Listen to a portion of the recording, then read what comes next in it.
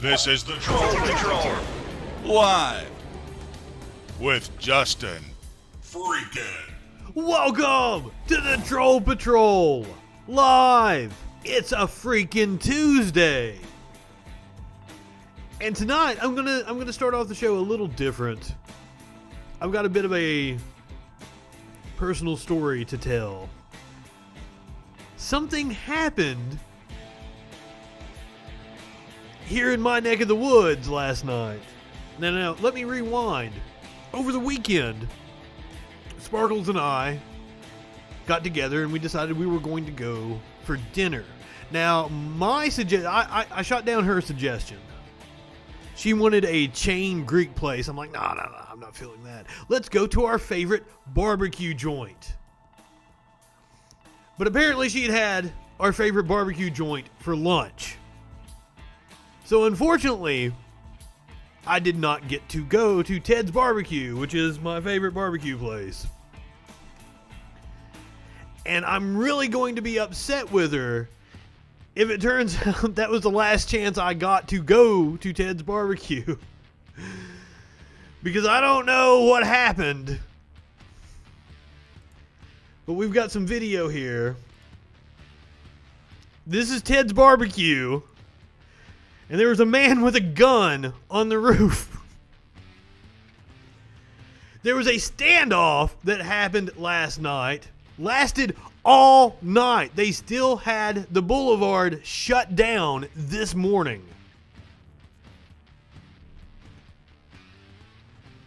There's no audio on this.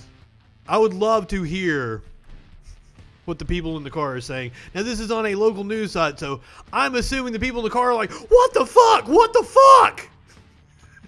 That's why they had to mute the audio. Apparently, the guy had some kind of drug issues. Now, the cops shot him, killed him. He came down off the roof after an all-night standoff this morning and attempted to run from the cops, and they shot him dead. Now. I don't always take the cops at face value, especially this police department, which has lied about suspects in the past that they have shot. I've got evidence of that. So I would like to know exactly what happened. They said he pointed a gun at them. But as we have covered on this show numerous times, cops lie. But I have no reason to believe that he didn't have a gun. Apparently that's why he was on the roof of my favorite barbecue place. So, I mean, maybe he pointed it at them?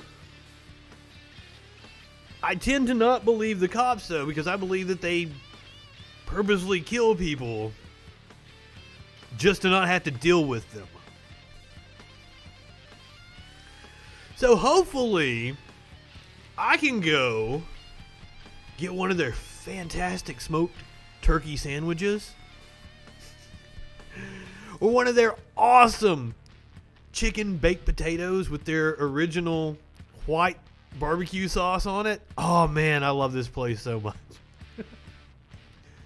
I just can't believe that there was an active shooter on top of my favorite barbecue place. I shouldn't laugh. A man lost his life. It's not funny. Especially if he had issues with drugs, addiction. I'm very sympathetic to that. What I am not sympathetic to is right-wing assholes who have done everything they can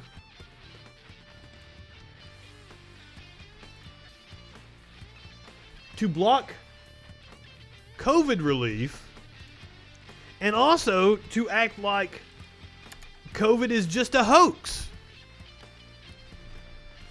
Now, last week we reported on the oldest member of the House testing positive, a Republican. Today we find out that the oldest member of the Senate, Chuck Grassley, has tested positive. Also a Republican, of course. So Grassley tweeted out, I've tested positive for coronavirus.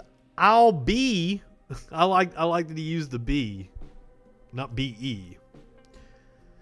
Those damn Twitter character limits. I wouldn't know, though, because they don't allow me on Twitter.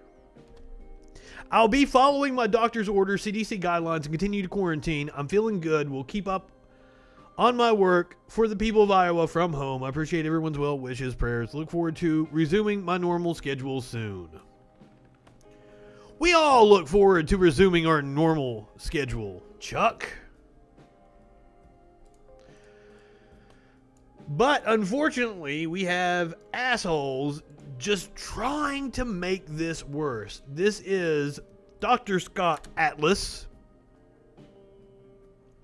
on Fox News with Martha McCullum. I don't even know who that is. Joining me now is Dr. Scott Atlas, Special Advisor to the President and Stanford University's Hoover Institution Senior Fellow. Dr. Atlas, good to have you back on the program tonight. Thanks for having me. You bet. Is she like some kind of Nancy Grace clone? Something that got some attention, which happens sometimes, and this was about resisting and rising up against some of these new lockdowns and advisories that everybody is hearing about. You said the only way this stops is if people rise up. This was in reaction to Governor Whitmer. You get what you accept. Hashtag freedom matters. And here's what President-elect Biden said. The freedom not to die of COVID? God damn, these people are stupid.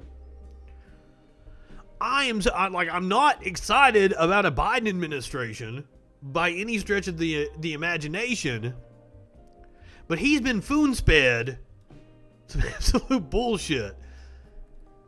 Yeah, I got a little tongue-tied yesterday on the show, and it resulted in a new hashtag, Foonsped. This guy is spoon-feeding the morons that watch Fox News a whole bunch of bullshit. Said in his press avail today about that comment. Let's watch. The idea that president's now existing, remaining advisor on COVID is saying that they should resist. What the hell's the matter with these guys? What is the matter with them? It's Thank you, totally Joe. Irresponsible. Irresponsible. How would you respond to that, Doctor? Well, adding to the list of things I'm not very good at Twitter. He's going to respond by being even more irresponsible. I'm calling it right now. And I take responsibility for what I tweeted. I didn't mean anything, I think, that people are inferring from that. And I clarified it right afterwards, and I wish you would have shown that. Because what happened was, what I meant was, in response to the literally thousands of emails I get from people all over the country begging me to figure out how to end the lockdowns. I get emails, I would say, every couple of weeks from someone who has had a family member commit suicide because of the lockdown. First of all, what lockdown? As far as I know, everything is fucking open. My favorite barbecue joint was open. What lockdowns is he talking about? There are still some restrictions in place. Apparently you can't go to a restaurant after 10 p.m. in New York City or some shit. There are no lockdowns. We never even really had a lockdown. When we were locked down, about 50% of us were still going to work. So I do not know what he's talking about. I have people begging me to do anything I can to end the lockdown. And so what I meant, and I'm sorry I'm not very articulate on Twitter, is basically if you want to change things, you have to have your voices heard. I didn't mean anything more than that. I think that's obvious in the United States. I didn't mean to threaten or incite violence. I, in fact, tweeted that several times. So I don't think I meant mass pandemonium, some sort of mass resistance. We're talking about a governor who has already had a plot to kidnap her that you were tweeting about, you irresponsible piece of shit. If you have a desire It's going to come from the people. The government's not going to end the lockdowns. This is a state issue. It's not a federal issue. Now, I would like to say that I have a lot of commonality with your previous guest in terms of understanding that, yes, there are more cases in the winter. Yes, there are more cases indoors, and we know this with this virus, and that's the problem. When you lock down, and because we had states that were restricting businesses, restricting activities, we forced cases restricting. There you go. In this season, when you cannot social distance. It's exactly this reason why it's more dangerous now that we slowed cases from coming up into the winter. You can't social distance from your elderly family member when you can't go outside. So yes, I agree we should have activities outside. Yes, I agree we need ventilation.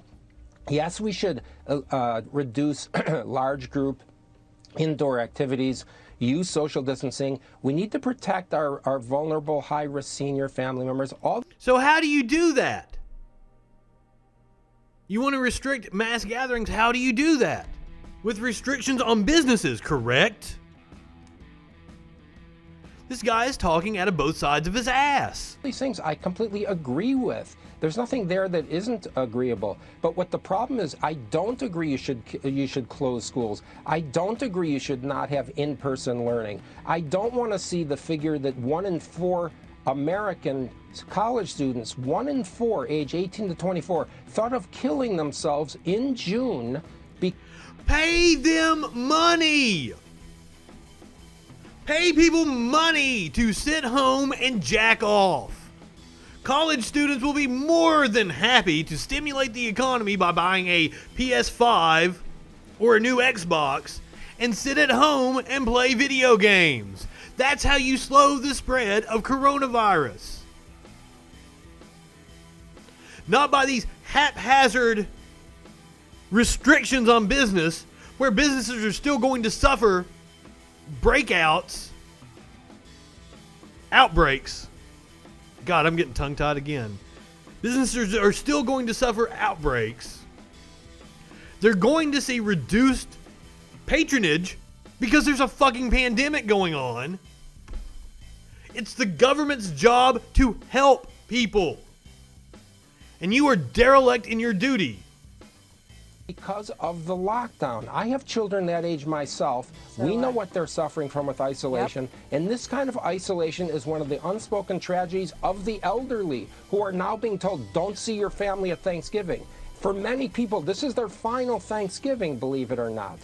Yeah, because they're going to die of COVID because of idiots like you. Advocating, which is a whole person, whole health policy. It's not about just stopping cases of COVID. We have to talk about the damage of the policy itself. So what does the federal government do? It's what I've advised. It's what the administration has been doing. We supply resources. We do everything we can to target high-risk seniors inside nursing homes, outside nursing homes. We give resources. We give personnel to hospitals who request them. The administration has developed Operation Warp Speed, this incredible drugs like the Lilly drug, reducing hospitalizations of high-risk seniors by 70%. The vaccine approvals, these are the timelines, by the way, that me and the president were pilloried for saying. Yep. Yet these timelines were correct, and these people should admit that they were wrong. I think Trump said we were going to have a vaccine before the election. Resources where it's needed. We want to protect the elderly, but we cannot lock down. Understood. And that is what you have said.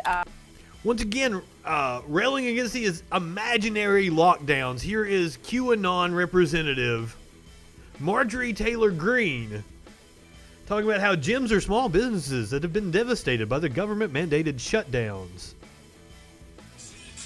So she posted this of herself in her room because she can't go to a gym in Washington, D.C. That's exactly what he's wanting. But now, as people pointed out on Twitter, there are multiple gyms that are open. Your hotel gym is open from 5 a.m. until 11 p.m. False. This woman is a dangerous liar.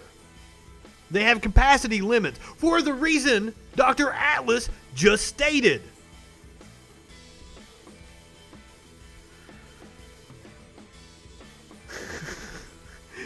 at a Dirty Ramada. Always enjoy the Horse Whisperer account.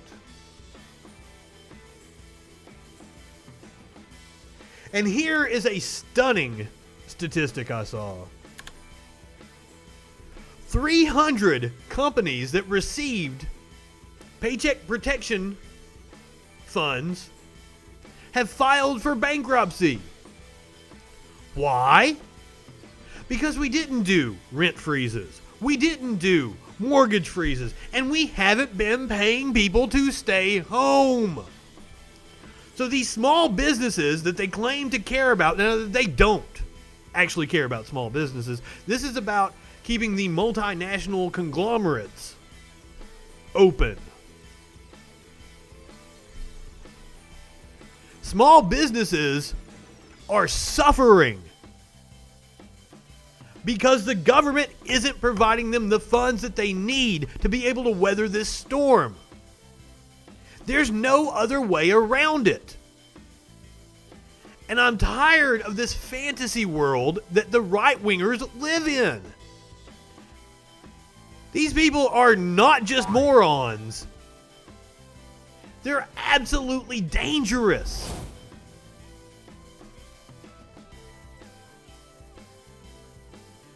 Another story I saw today that just floored me.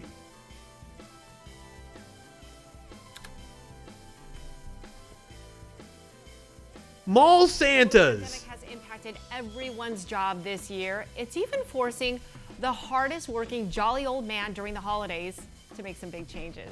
Santa is making adjustments so that he can Mall Santas and keep everyone healthy behind plexiglass. wherever Christmas cheer is. Why are malls even open? But due to the pandemic, meeting Santa will look a little different this year, We all have to adapt. which includes no more one-on-one connection. It'll be really tough because that is a lot of the true spirit that comes out with the interaction between children and Santas. But those interactions will have to be limited to avoid COVID exposure. Santa will do some interactive Zoom meetings. In some parts of the North Pole, kids can do drive-bys. Cars will drive by and either Gonna pull a Santa drive-by on Santa. helpers will give the children a little treat or gift of I some bet he's sort. packing too. I bet he's got a Glock in Santa's that beard. Wonderland at Cabela's or Bass Pro Shop will require online reservation prior to arriving. You'll have to have a temperature check, and when you get up to meet the big guy, it's going to happen through a plexiglass. The picture will be using the divider, and Santa will be wearing a face shield as well. Going to be a little bit different this year, but overall, Capitalism is a virus. some semblance of normalcy with Santa. And his crew of sanitation elves on But if we don't do this, the entire system is going to collapse. It's probably going to collapse anyway. And they are also instituting safety guidelines, including social distancing and masks. They encourage visits to their websites for details. While parents may understand the changes, kids might have a hard time adapting. So it's important Santa continues delivering his holiday message. Love, hope, and joy. Thank you. Oh, it's going to be so different, our holidays. But you know what? At least Oh. still see Santa. I'll tell you who gives a fuck. Well, many of the stores Stockholders have new protocols in at Macy's, Walmart. It's amazing how much our country depends on the Christmas season for its economic growth.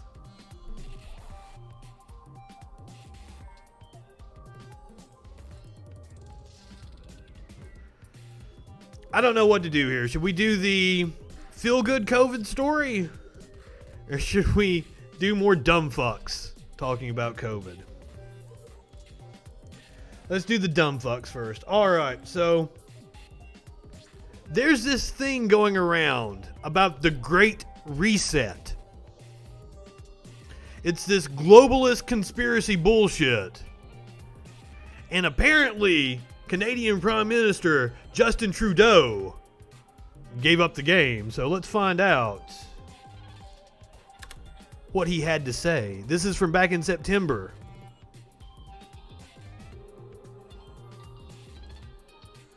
6 months. Now, people are sharing this around, talking about the Great Reset. It's a conspiracy theory. Now, Trudeau is talking to a UN conference that the pandemic provided an opportunity for a reset. This Great Reset thing has been going on for a while. It's been a conspiracy of the nut jobs on the Facebook groups. That's why I was getting ready to say, Media Winch, you probably know a lot more about this than I do. I just saw the conspiracy and saw the video of Trudeau, so let's listen to what Trudeau has to say. Have laid bare fundamental gaps and inequities within our societies and between them. As with climate change, those who have the least... You have a soul, impacted the Ashley? most. That's why last spring, Canada worked with Prime Minister Andrew Holness and Secretary General Antonio Guterres to convene a high-level meeting to discuss how leaders around the world could work together to close these gaps and build a better, more equitable system that works for everyone. In May, we agreed to look at 6 urgent areas of action to mobilize financing for the response and the recovery. Not seeing any big deal. Over the course of the summer, our 6 working groups produced over 250 policy options. On September 8th, finance ministers gathered to discuss these options and their recommendations for the short, medium, and long term. The most promising ideas will be taken up within existing IMF and World Bank processes, as well as at the G7 and G20 leaders summits later in the fall. Then, in December, we're going to have the opportunity to meet again to discuss the progress we've made. Because we understand that right now we have to fix urgent problems. That's kind of the reason why I wanted to play the video. He's a good-looking man. He's not so that it works. Not bad to look at for a little bit. To eliminate this virus anywhere, we need to eliminate it everywhere. While scientists work around the clock to develop a vaccine, as governments, we have the responsibility. We need to eliminate it everywhere, but, you know, you've got dumb fucks to the southern border of you that are just letting it run completely out of control. I assume Canada still has us cut off to where we can't go in. I would not blame them one bit. To ensure it'll be distributed quickly and fairly around the world. On Friday, I announced that Canada will provide $440 million to the COVID-19 Vaccine Global Access Facility, including $220 million to the You bring up a good point. She is totally divorcing him right after they leave the White House, correct? This is an important initiative, and I encourage other governments to join in as well. We need to work together, and not just on vaccines. Canada believes that a strong, coordinated response across the world and across sectors... Well, I mean, I can see him talking about working together and shit. Of course, it's a globalist conspiracy. This is our chance to accelerate our pre-pandemic efforts to reimagine economic systems that actually address global challenges like extreme poverty, inequality, and climate change. Last week, our government committed to investing more in international development while supporting countries, I'd take that bet. Developing countries on their economic recoveries and resilience. And on that note, today, I can announce that Canada will invest $400 million more in humanitarian and development funding, which will go directly to trusted partners on the ground fighting COVID-19. Our government is committed. So once again, this is a video right-wingers have been sharing out, talking about like, oh, look at Trudeau. Continue to advocate for extending the debt service suspension initiative. We will I'm not also seeing work on anything. ensuring the special needs of small island developing states and other vulnerable countries are taken into account. Building back better means getting support to the most vulnerable while maintaining our momentum on reaching the 2030 Agenda for Sustainable Development and the SDGs.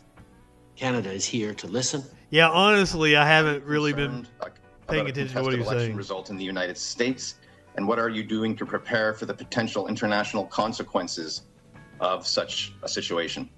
Canada is, of course, fully respectful of the processes underway in the United States. We will not be interfering or engaging in any way in their electoral processes. And that I would assume not. What power do you have? Electoral processes. We will, of course, continue to prepare for any outcomes and be there to stand up for Canadians as we always have through these past years and before that. The role of the... So yeah, I have no clue.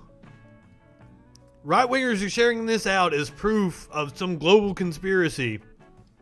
What the fuck did he say? That's supposed to be some smoking gun video.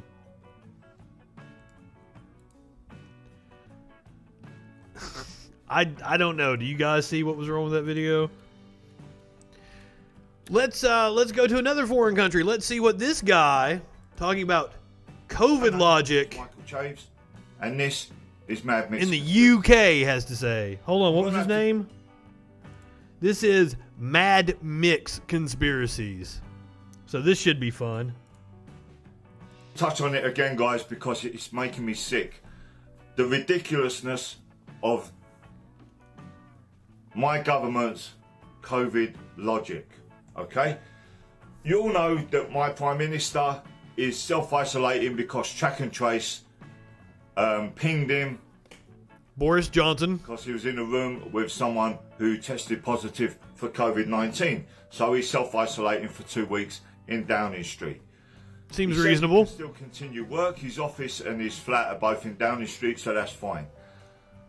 But it's not fine, guys. It's not fine. And now, this is a motherfucker that spent some time in the hospital around May, April, something around there when the pandemic was first, like, really getting started. I'm pretty sure that he spent like a week in the hospital, if I remember correctly. I'll tell you why it's not fine. Tell us. He supposedly had COVID-19 at the beginning of the year and was in intensive care, and it was a massive propaganda thing. And okay, almost said intensive care. I didn't know for sure. Maybe he might die, maybe he wouldn't, you know. And they used it to ramp up the fear of their pandemic. Oh, plandemic. Oh, so he's in there for 10 days. Shit. In case he caught it again off of the guy who he was in the meeting with, and in case he passes it to anyone else. Here's the thing. 55 million people have tested positive for COVID-19. And that doesn't... First of all, I like this guy a hell of a lot better than any of the nut jobs we have here in America. If he was doing this from the U.S., he would be in a truck driving while he was doing this video. Doesn't mean that 55 million people have had COVID-19 or have got COVID-19, but they tested positive using their flawed test. Okay? Out of those 55 million people, 5 supposedly reinfected with COVID-19. True, no. So that's well over 10 million to 1, okay? Of people that have caught it twice. I laughed and sucked some hair into my mouth. Twice. They weren't all ill. They weren't all in intensive care. No, one of them tested positive, and he was asymptomatic the first time he tested. Then months later, when he tested, he had cold and flu symptoms and tested positive. True. So no one who's tested positive twice has died, but there has been 5 people that have supposedly tested positive with a large period of time in between tests. Okay, so now he's just pulling this out of his ass, man. I've got like notes and shit over here. That's a lot of statistics. I can't imagine he's correct on this. Allegedly were reinfected. Now, over 10 million to 1 that Boris Johnson could get it again. Okay. That's not how statistics work, dude. Likely those odds are 10 million to 1. You wouldn't put a fiver on a horse race if the odds were 10 million to 1. Holy shit. You just wouldn't. Okay. Now here's the thing. Here's where their logic is flawed. But this part is even more ridiculous. Their testing is meant to tell you if you have COVID-19 or if you are infectious with COVID-19. So why doesn't our illustrious leader just have the swab stuck up his nose and then get told within 20 minutes that he's COVID negative? Or have a different swab stuck up his nose, send it away and get told 24 hours that he's COVID negative? Or have a blood sample taken, have that sent to the lab, have it analysed and then get the results in 4 or 5 days to say that he's COVID negative, and then he can go back to the business of running the country, which is what I pay him. So the brown M&Ms thing, now that you brought it up, that was Van Halen, I think it was, after Eddie Van Halen died. like it came out. I might have the wrong band on this, but I want to say it was Van Halen. They had a really intensive stage show, and that they would put the thing about the brown M&Ms in their rider so that they would make sure that the people on site had actually followed their instructions in order to make sure that the stage production was safe. And if they didn't have the brown M&Ms, had the brown M&Ms removed from the bag or something like that, or it was all brown M&Ms, whatever the request was, if they didn't have the bowl of brown M&Ms in their dressing room, they knew to go back and check the stage rigging to make sure everything was safe. So, hey, that's something to do. But no, he's going to sit in his room, self-isolate, because it's propaganda. Because that sells a narrative to the country. The country aren't thinking like me, like my logic. Why doesn't he just get tested and then get the fuck back to work? No. That's Mick logic. That's not COVID logic. Wait, what? I'm assuming... because... I'm saying he was exposed to somebody... He probably did have the swab put up his nose. He probably did have a blood sample sent off. But it takes, it's something like 14 days is the incubation period. So you might still test positive up to 14 days after exposure. I think I read that in a BuzzFeed article or Consequence of Sound, something like that, not that long ago after Eddie Van Halen, because that's why I want to say it was Eddie Van Halen. That's why I want to say the band was Van Halen, because I read the article not long after Eddie Van Halen died. COVID logic is a whole new thing. They're using this self-isolation purely as propaganda. When a test would tell him within 20 minutes where... If they wanted to use it as propaganda, why wouldn't they just say he got it again? Logic, motherfucker. Occam's razor. The simplest explanation is usually the best. But that's actual logic, not your logic. Whether he's COVID positive or negative. But no, it's not about that. It's about, the rules. We have to follow the rules. It doesn't matter whether we've got COVID or not. It doesn't matter if we're positive or negative. We have to stay in our houses for 2 days. Yes, because of the incubation period, he can test negative, but be asymptomatic and still carrying it and spread it to other people. Learn how viruses work. 14 days and mix with nobody. And my country are swallowing this up because the country is full of sheep. And they're driving me mad, guys. They're driving me mad. While I'm talking about their flawed test, I'll touch on this quickly. I don't know if any of you guys know. But British people are so much more polite with their bullshit. Like this guy, if he was in America, he'd be like angry, yelling at his phone and shit. I like him a lot better than our whack jobs. World's Strongest Man has just finished over in Florida. And it was cancelled from earlier in the year. But they tried to get it on. They finally managed to get it on. They got the athletes from all over the world. A lot of athletes couldn't travel there from their country. Every single athlete to travel there had to have a COVID test from his home, a 24-hour test before he even left his country. Okay, if that test come back negative, he could get on the plane. He needed the paperwork. And then they were tested again at the airport, tested when they got off the plane, tested when they arrived at the hotel. And reasonable. Tested every day at the competition. They've been there for well over a week. Yes. Now, one competitor tested positive twice in one day and negative twice in one day, and was sent home from the competition. So it was a rapid. The organisers were just following the government rule. It's that rapid test that we talked about with Elon Musk that we explained last night. Dumb fuck. He wasn't allowed to compete, although he had no symptoms. He doesn't have COVID. It's complete rubbish. But here's the thing, guys. No, he probably did have COVID. Sometimes World's Strongest Man. That rapid test measures the amount of the viral load that you have, so you have to have a lot of it in order to actually test positive. You know, you could have looked that up. Brian Shaw, big American dude, you may or may not know him. He tested negative from his house. He tested negative at the airport. He tested negative when he arrived. He spent the whole 2 weeks in the bubble, testing every day, doing a 24-hour overnight test and the rapid test. Same as every single athlete.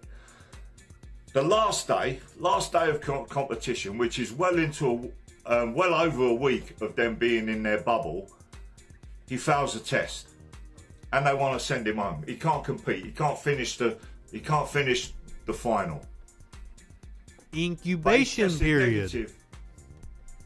For well over a week, twice a day, at least twice a day, every day for well over a week. He's tested negative, but now all of a sudden, go ask the Flaming Lips about bubbles.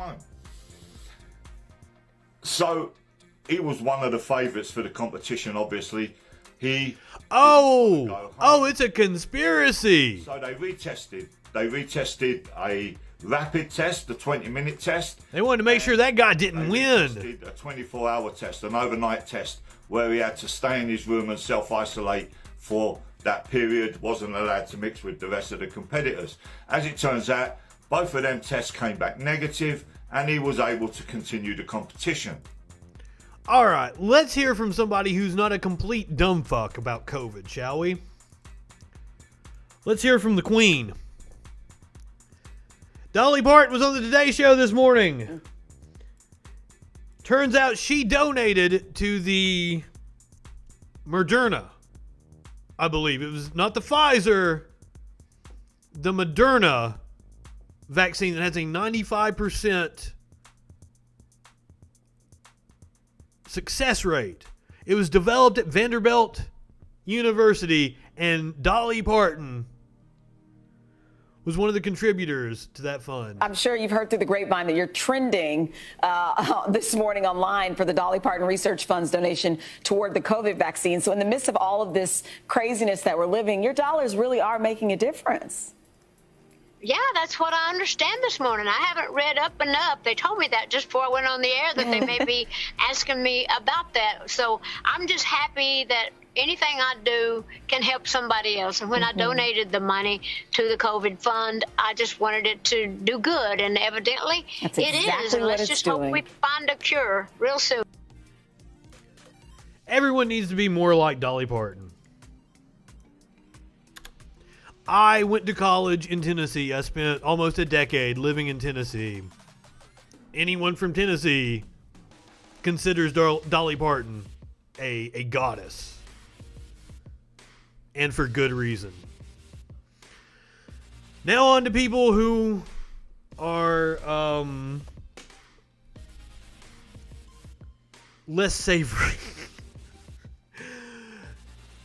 Trump is doing his best to break as much shit on his way out of the White House as he can. Now, on its face, I am not against Trump pulling troops from Afghanistan and Iraq. I am very much a pacifist. I'm very much an anti-imperialist. I believe that those wars have gone on for far too long. We should have never been there in the first place. So I give him props on this. However, I can't imagine that Donald Trump is doing it for the good of the country, the good of the troops, or just based on principle. Remember, he supported the Iraq War, even though he said he didn't. So I've got to wonder, who is telling him to pull troops out of Afghanistan and Iraq? And if I had to guess, Russia has a lot to do with that because, you know, there's a long history between Afghanistan and Russia. So, on its face, Trump, I approve of what you did. I am for bringing our troops home.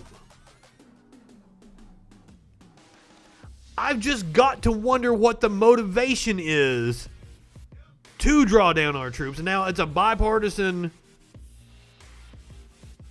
coalition of people speaking out against him pulling out troops. That doesn't necessarily mean anything because both parties are warmongers.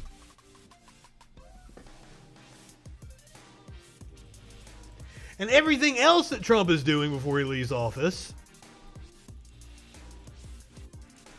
like trying to sell the oil rights in the Arctic National Wildlife Refuge, isn't for anything but the benefits of his corporate cronies.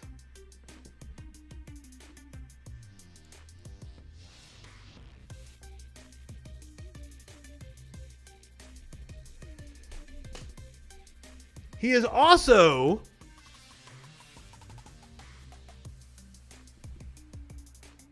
working hard to cut other social safety net programs, and I fucked up the story. I don't have it in front of me. And because I don't read a lot of these things before I come on the air, I don't remember exactly what he was trying to cut, so I don't want to speak out of my ass. But we can talk about what happened right before I came on the air. In a tweet, he fired Chris Krebs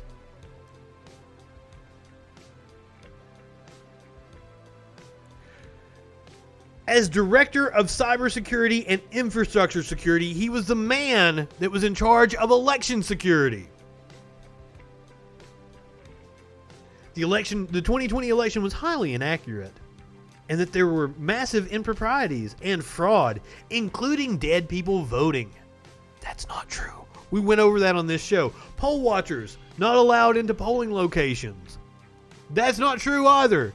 We're going to talk about the Pennsylvania Supreme Court decision here in just a second. Glitches in the voting machines which changed... ... Doing the Stephen Colbert there. Votes from Trump to Biden, late voting, and many more. Effective immediately, Chris Krebs has been terminated as Director of the Cybersecurity and Infrastructure Security Agency.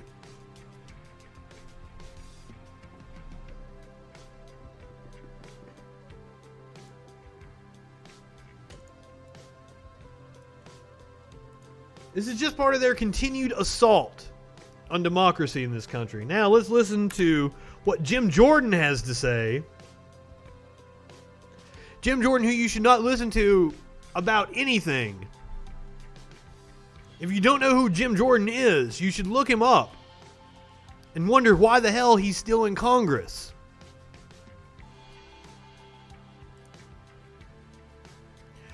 He covered up a sexual abuse scandal at the college where he was a wrestling coach or assistant wrestling coach. Yeah, it's like Andy McCabe telling us the FBI wasn't biased when they did the Trump-Russia investigation. I mean, come on. They weren't. An investigation found there was no bias. It also uncovered many texts, because they're gonna say Peter Strzok and Lisa Page or whatever the fuck.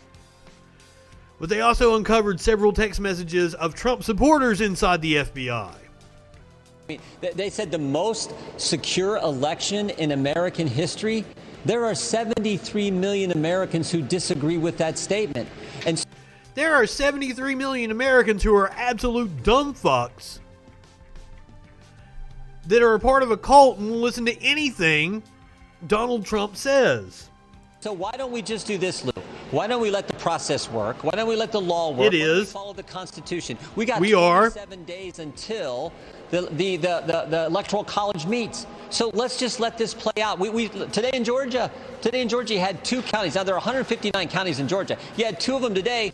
Just, Shazam, we found votes. We've had missing memory cards. There were votes, and both of them were to the benefit of President Trump. So what's... No. I saw the story, and it was like 265,000 votes were found. 100,000 were for Trump. So that made me think, So the other 160,000 were for Biden. So it helped him.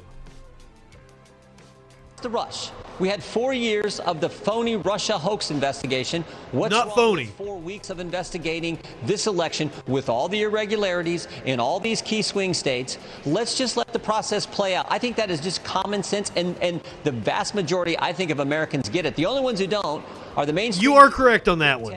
And Democrats in Washington, D.C. The rest of the country gets it. Let the process work. Same people who tell us to trust the vote now are the ones who told us to trust the Steele dossier. We know how phony that was. They're the same people who told us to trust the anonymous whistleblower, the impeachment whistleblower that no one got to interview, that I didn't get to cross-examine, which I'd have loved to have done. And now they're saying, oh, you talking about Vindman? Trust us, the vote's fine, and we got this agency saying the most secure in history. No one's buying it. That's why we have a constitution, we have a process, we have a law. That's why we should follow it. Yeah, and Trump's getting laughed out of fucking court, dude.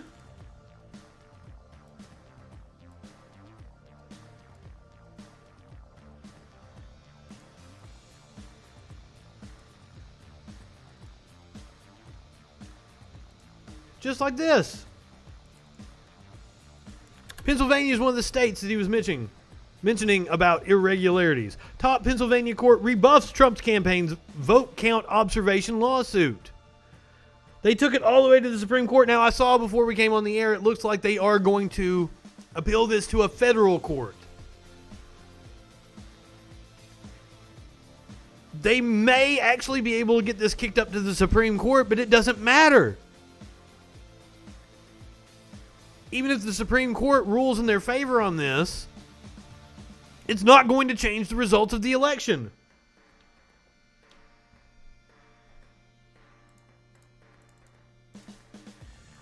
But now, it seems that there is a high-profile Republican who's trying to tamper with the vote. And his name is Lindsey Graham. Georgia elections officials say Lindsey Graham looked for a way to exclude some legal ballots.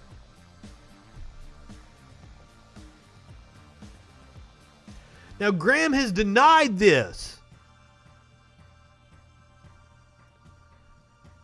But another witness has come forward and said, yes, Lindsey Graham tried to talk to us about a plan to discard ballots, legally cast ballots. This is election interference. Lindsey Graham should be investigated, but unfortunately we don't have a DOJ that's going to do that. So the Senate, which is in Mitch McConnell's hands, should reprimand him.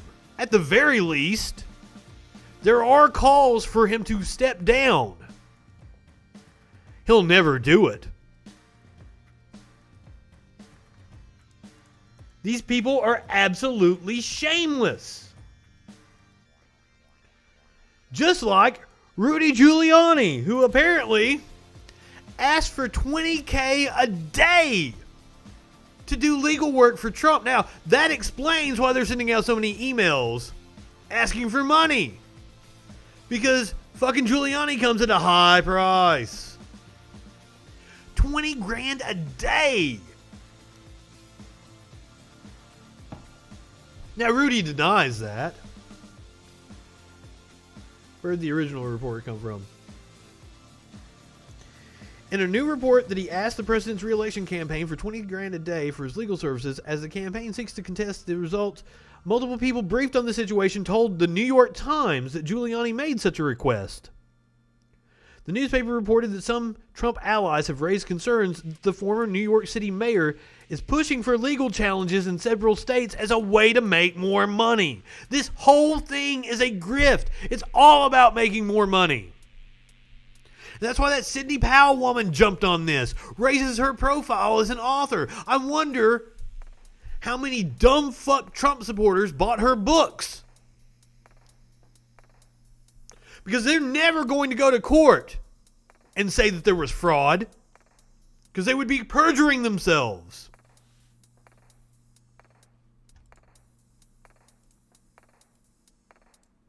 But now Lindsey Graham did something else that I'm pissed about. On the floor of the Senate today, several GOP leaders actually congratulated Vice President-elect Kamala Harris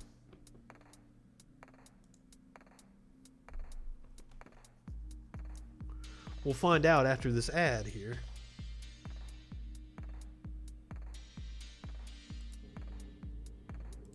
So that's Lindsey Graham. Fist bump. And this is why people are tired of politics. I understand why people voted for Trump in 2016. They are tired of these performative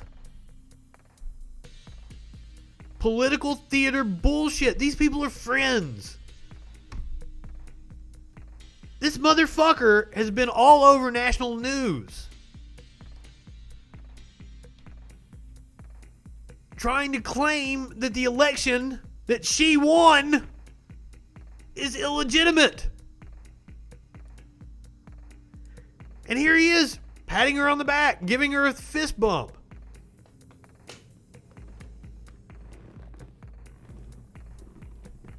They're all fucking friends.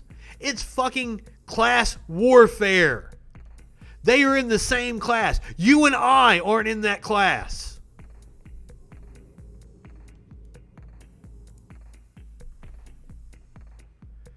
Just like George Carlin said, it's a big club and you and I ain't in it.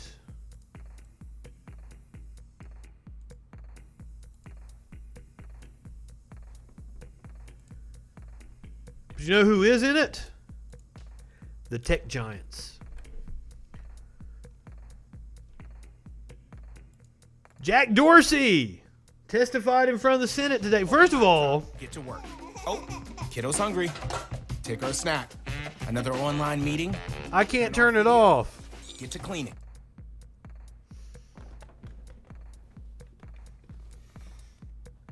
First of all, why do they keep having so many hearings about tech companies? So the GOP can bitch about how they're being discriminated against when they're not. They dominate on Facebook, Twitter, YouTube, no matter what they fucking tell you. Meanwhile, leftist media has to beg to get people to fucking watch us.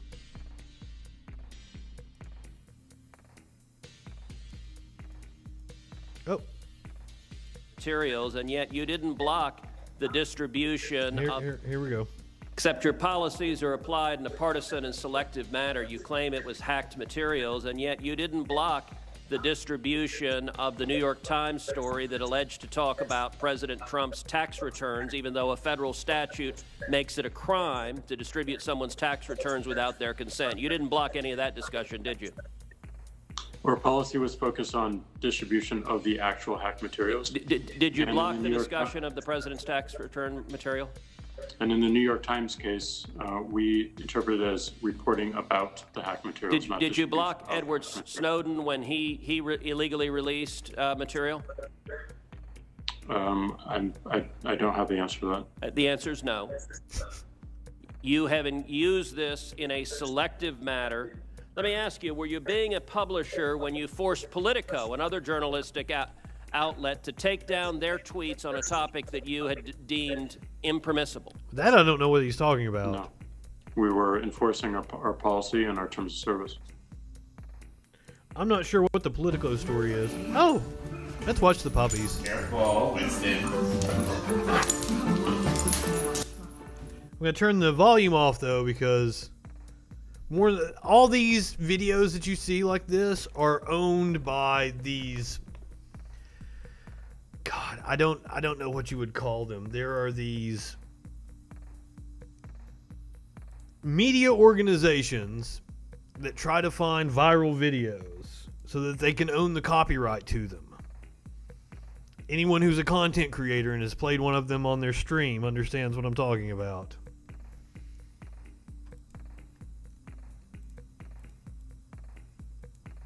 Now, on the flip side, while Ted Cruz is complaining about the completely false story about Hunter Biden's laptop that was questionable from the get-go, Senator Blumenthal is asking how many times has Zuckerberg, why the hell have you not taken Steve Bannon off your site?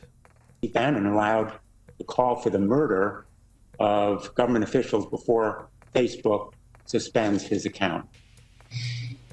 Senator, as you say, the content in question did violate our policies, and we took it down.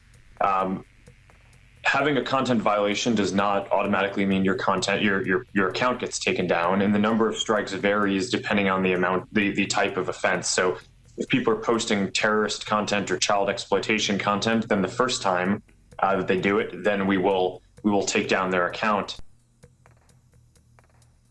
Wasn't what you just described by Steve Bannon terrorist content?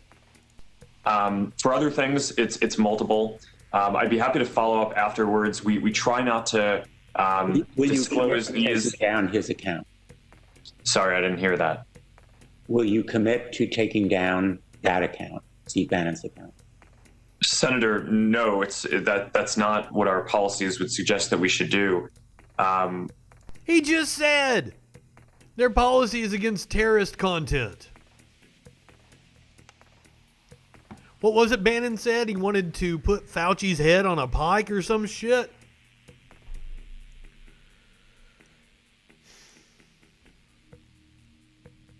But hey, Steve Bannon and his content makes a hell of a lot of money for Facebook. Or it was. Steve Bannon is going awfully hard on the Parler now. So am I. Don't think I haven't enjoyed it thoroughly. I mean, if we go over here and just click, I'm probably going to get a Steve Bannon link. Or maybe the show had just gone off. By the way, I got my Parler badge now, right before we went on the air. I'm going to be able to post links and shit to people. Yeah. 386 people saw this post I made about the Troll Patrol. Do you know how many people see a post I make about the Troll Patrol on Facebook? 4 or 5. Even though I've got thousands of friends, 4 or 5 people will see it. 386 just because I put some tags on some Parler. I am going to exploit the shit out of this site. So I'm going to upvote myself. Feel free to echo me if you are on Parler at Justin FREAKIN. When we come here to the front page, I'm sure it won't take us long to see some Steve Bannon content here. Is that Roger? Oh, that's not Roger Stone. The Epoch Times tends to be very prominent on this site.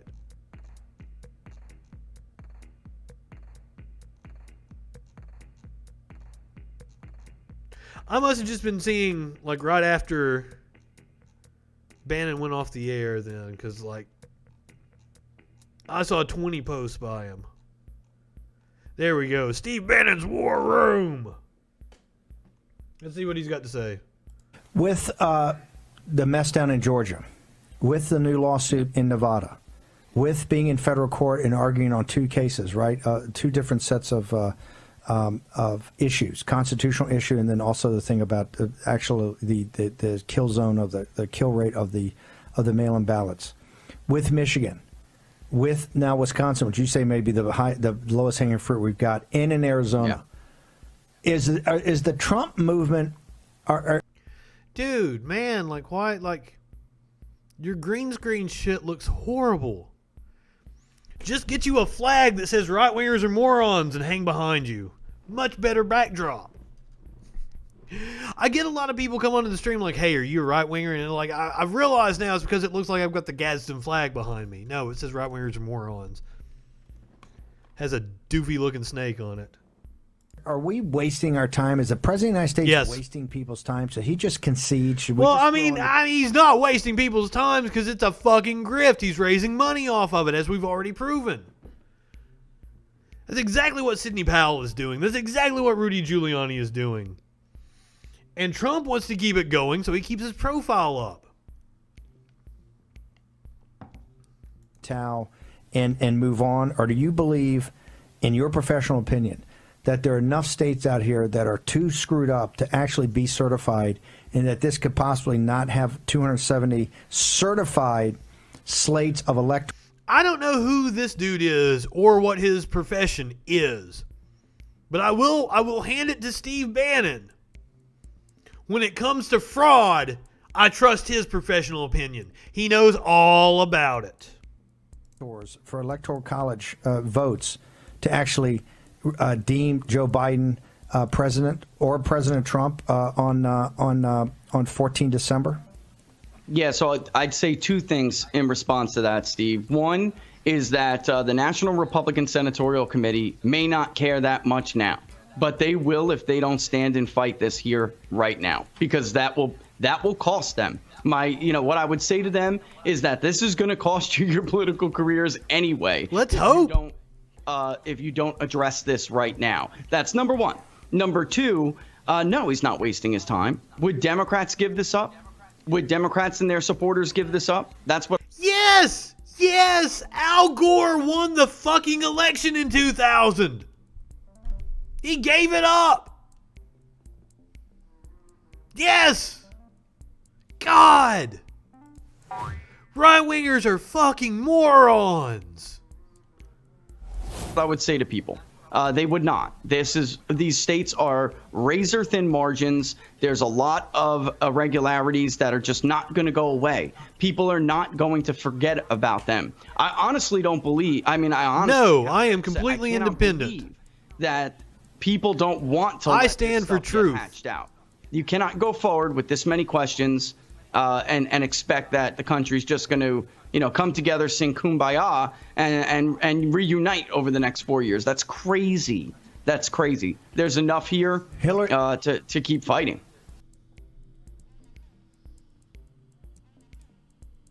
If I'm an independent, then how can you say that Trump didn't win the election? Because he didn't.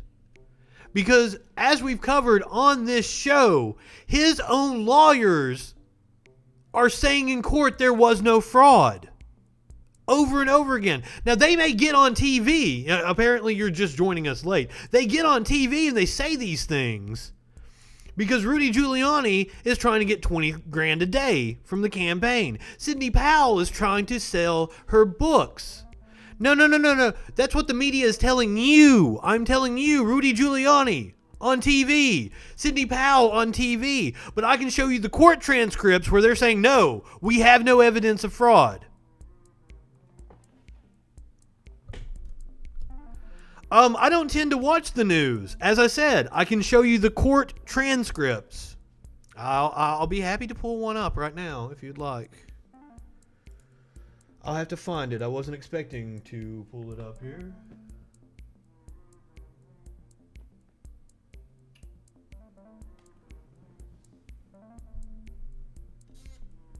But I'm telling you what they're saying in court. No. You don't get to just say, oh, well, the courts are Democrat. Blah, blah, blah. That is stupid. You don't get to claim that there's some fucking fraud against you without evidence. Especially given the fact that right-wingers have appointed far more of the judges in this country. I'm not calling anybody stupid. I am telling you that Trump's own lawyers are getting laughed at of court for some of their claims. Others, they're being asked if they have evidence, and they're saying, no, we don't have evidence. And then the cases are getting dismissed. I believe that the Trump campaign is 2-22 in court as of this morning. They don't have any evidence. That's why they won't present it in court.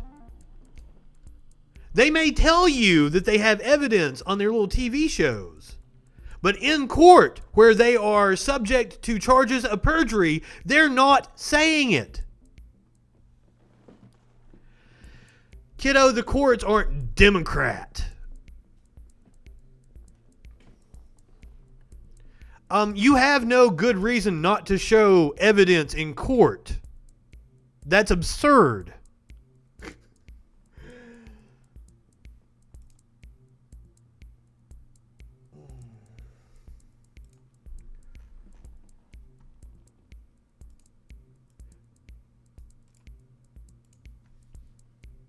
Like earlier, we did this story. Pennsylvania Supreme Court ruled against Trump. What evidence, dude? There is no evidence. Trump's own lawyers are saying they have no evidence of fraud.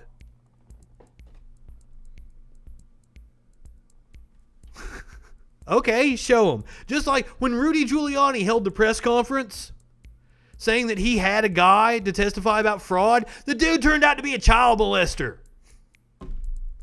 That's the kind of people that we're dealing with here. Do you think we're stupid? You think we're fools? Yes, I do. I absolutely do.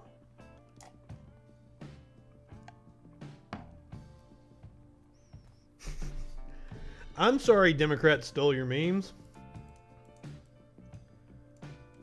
Must have been some shitty memes then. That's the guy from Borat, yes. It's the guy that got caught with his hands down his pants with a woman that was playing a 15-year-old. That's the guy you're trusting about fraud. But hey, if you guys would like to talk about it, 917-830-4359, give us a call. Let's argue. He was not tugging in his shirt. That was a deep fake. Yeah, sure. Right-wingers crack me up. Everything is always a conspiracy against them. They are the biggest crybabies in the fucking world.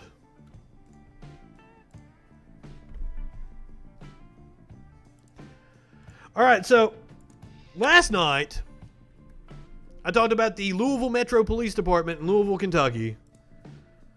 The police department that murdered Breonna Taylor. And we talked about the 750,000 records that they destroyed in a cover-up because they were sexually abusing children. Now, it came out today that murder charges have been dropped after a civilian found exonerating video. A civilian went around and found the security footage from businesses while the cops were questioning the guy, trying to get him to admit that he committed the crime. Yet another story about the corruption inside the Louisville Metro Police Department. Now, I'm sorry. We did the story about the 750,000 records that the Louisville Metro Police Department destroyed. We did that on Friday. Last night, we did the story of the third grand juror to come forward saying that Attorney General Daniel Cameron helped facilitate a cover-up in the Breonna Taylor case. This is just yet another example of why we need to defund the police. And if you don't know what defund the police means, it means cutting their budgets and using that, by the way, their budgets which are outlandish. Look up the budget for your local police department in your city. Municipalities spend 5, 6, 7 times more on police than they do anything else.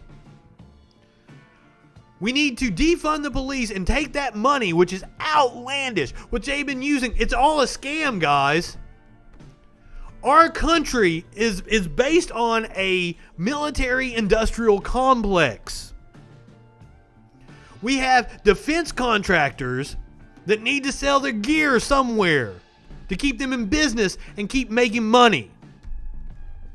So what do? If you don't have enough wars, you sell your gear to police departments. That's why we have police that are incredibly militarized. And they shouldn't be. And they do things like abuse children. And then cover up the records. Murder people in the streets and then cover it up. And one of the cops that murdered Breonna Taylor had multiple sexual harassment allegations against him. Assaulted people that were in his custody. That's why we need to defund the police.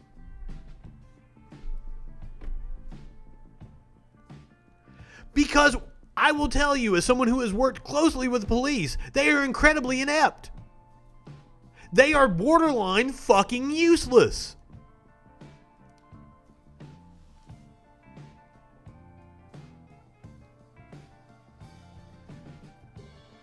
One man search for video of the shooting from local businesses exonerated his clients.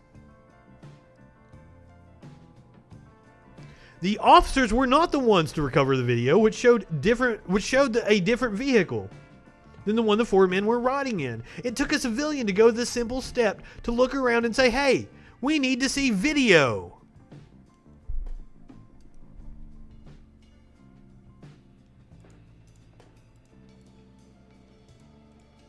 But now I take that back. Not all of them are useless, and I actually do have a video of a good cop. I saw it. It was not very good video. But because I'm so hard on police, I do want to actually acknowledge when they do good shit. Now, I've known good cops. I've worked closely with cops in my 20 years in the media business. I had a friend who was an incredibly good cop. And he got shot in the face not that long ago. Is on fire. And I am pretty certain that he got shot in the fucking face because he was set up by bad cops. Now imagine being the police officer responding to that call. Tonight, a Seminole officer in the hospital after running inside his own burning home in order to save his children. This happened early Friday morning.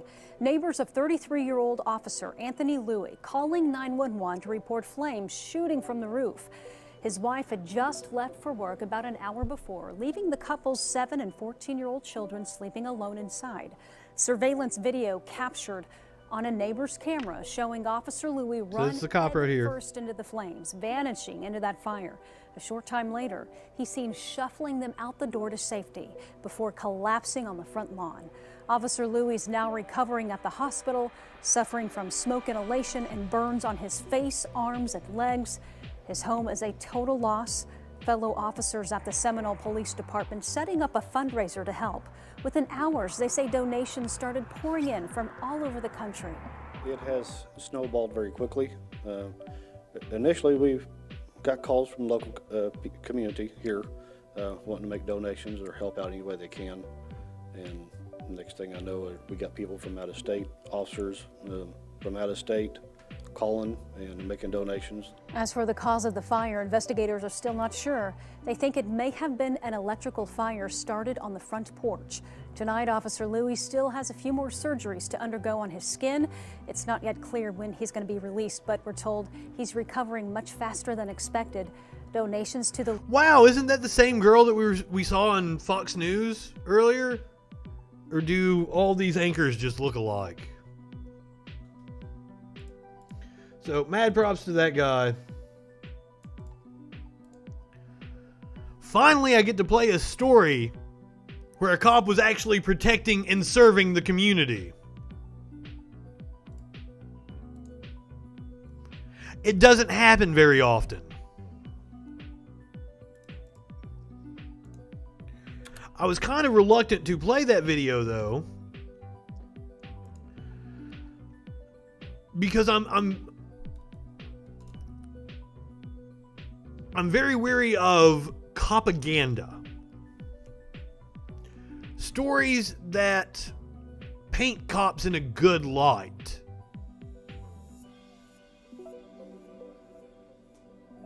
Without sharing the negative about them.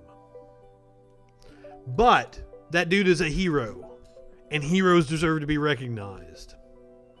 As someone who isn't a hero, dumb fuck Candace Owens. I resisted doing this story yesterday because it's fucking stupid, but let's make fun of Candace Owens for a little bit. I would never allow my kids near a man that's wearing a dress. That's my personal opinion. You can...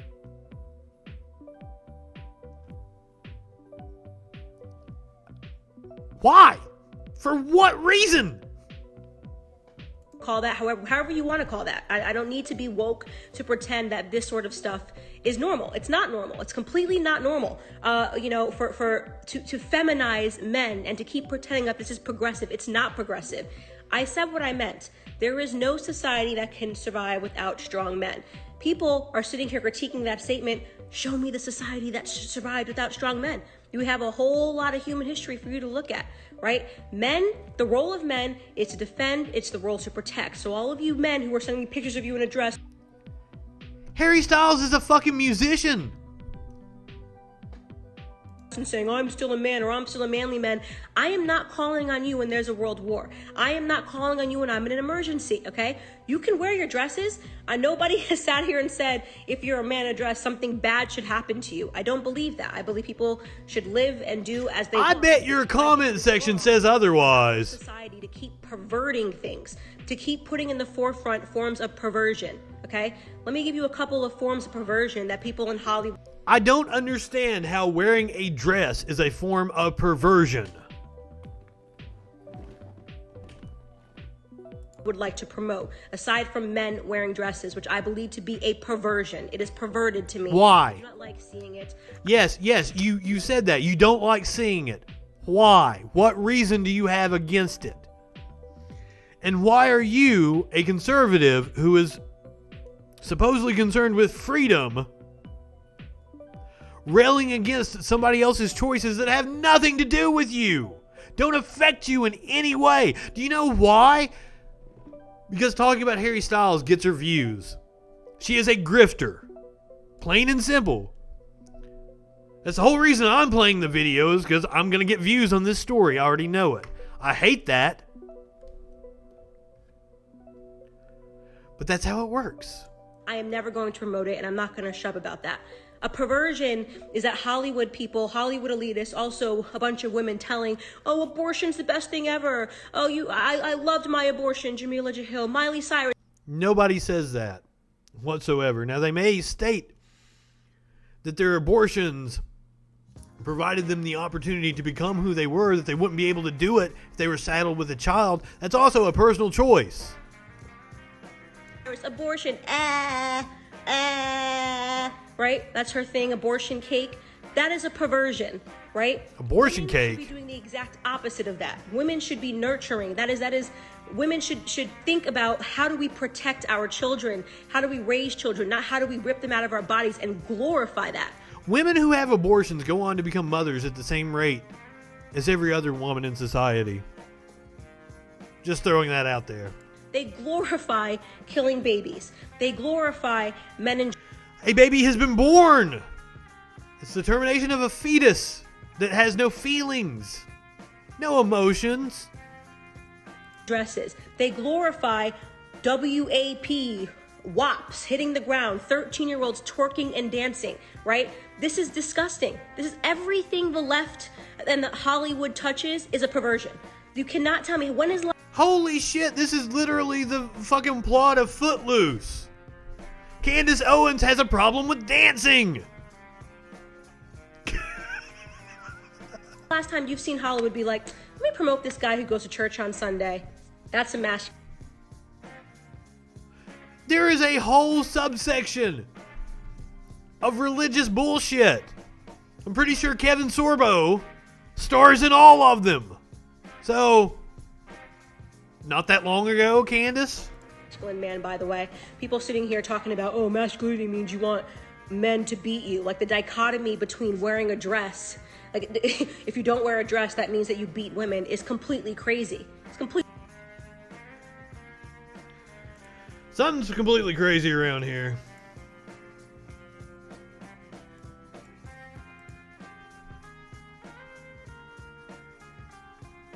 This would have been a better transition if I'd played this after the cop in the burning building. So, I don't really know the full story. This happened in New York City. A man was able to stop an abduction. Let's watch the video here. Oh, fuck you, ad.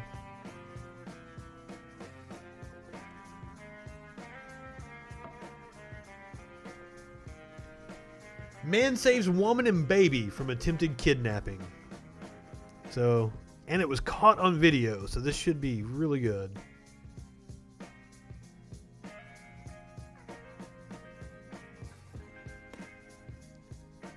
It's so weird that I get trolls doing shit like this, coming in here and saying racist things and thinking they're going to bother me. If you're going to troll me, if you really want to get under my skin, call or Discord. make an intelligent argument and make me look stupid. That would bother me more than anything. But that's yet to happen. I'm waiting for the day. When you see a woman and her child screaming, there was a couple guys that asked him to, hey, let go, and he's saying things like, how do you know this is her baby? Why are you helping her? This could be my baby. It was not a quiet afternoon in the park Monday, 3 p.m. Brian Kemsley was walking with his girlfriend. He saw a crowd gathering near the Fifth Avenue side of Madison Square Park. There was a man trying to rip a stroller away from this mom, and she had a 4-year-old in one hand and probably a 2-year-old in the stroller, and he wouldn't let go. I took him down and I held him. Oh shit! I pinned him so he couldn't move. I was waiting for someone to show up, security to show up with handcuffs. Clearly this guy, we couldn't just let him go. He has studied martial arts, and it came in handy. I was about to say, that's a UFC maneuver. Escalate the situation. He saw a few people call 911. Another witness recorded this video. They wanted to get the man help. As the situation escalated, and it was 30 minutes before the cops show up, it became pretty clear that he had mental issues. They actually someone else came and took him to the hospital as opposed to, slamming him in a van. No one got hurt at the end of the day. I didn't get hurt. He didn't get hurt. The woman and her family could leave. Well, hell yeah, dude. Thanks for being a hero. You're all right in my book.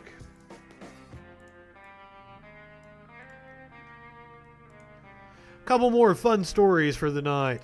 This morning, astronauts made it aboard the International Space Station.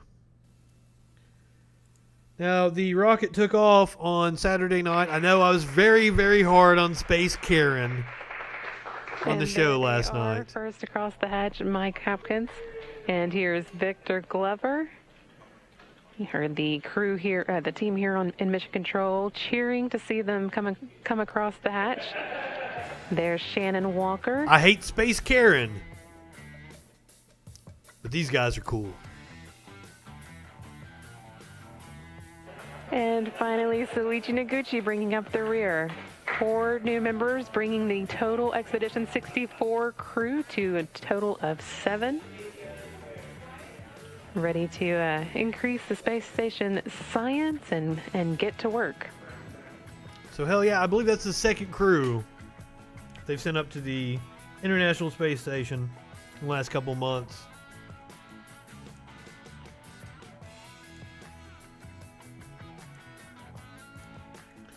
Final story here tonight. This is a heartwarming one. I'm going to talk about the COVID some more.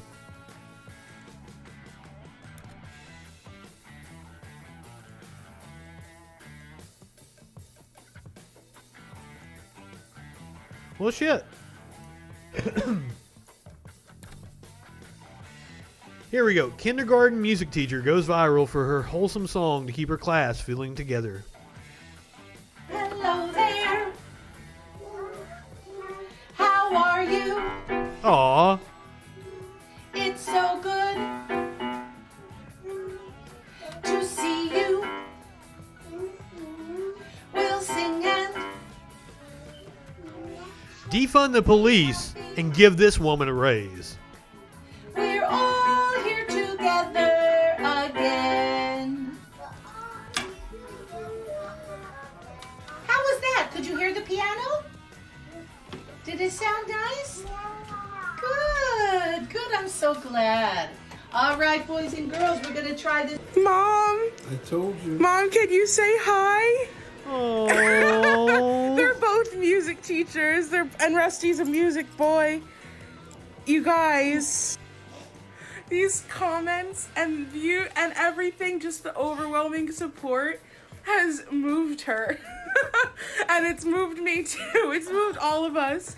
Oh, I knew that everyone would appreciate seeing how, because I see every day how hard she works. And you guys were all saying how educators are underappreciated. And They are. Agree. Mom. Thanks, everybody. Wait, say it again. Thanks, everybody. Oh, thank you. Thank you so much from the bottom of our hearts. He teaches music too. Maybe I'll get him. Hello there. How are Oh, shit. It's so good to see you. It's so... That's the message. Hell yeah. Sunshine, my only sunshine. You make me happy when skies are gray. You never know, dear, how much I love you. Please don't take my sunshine away. What a fucking awesome family. And look at that cute puppy.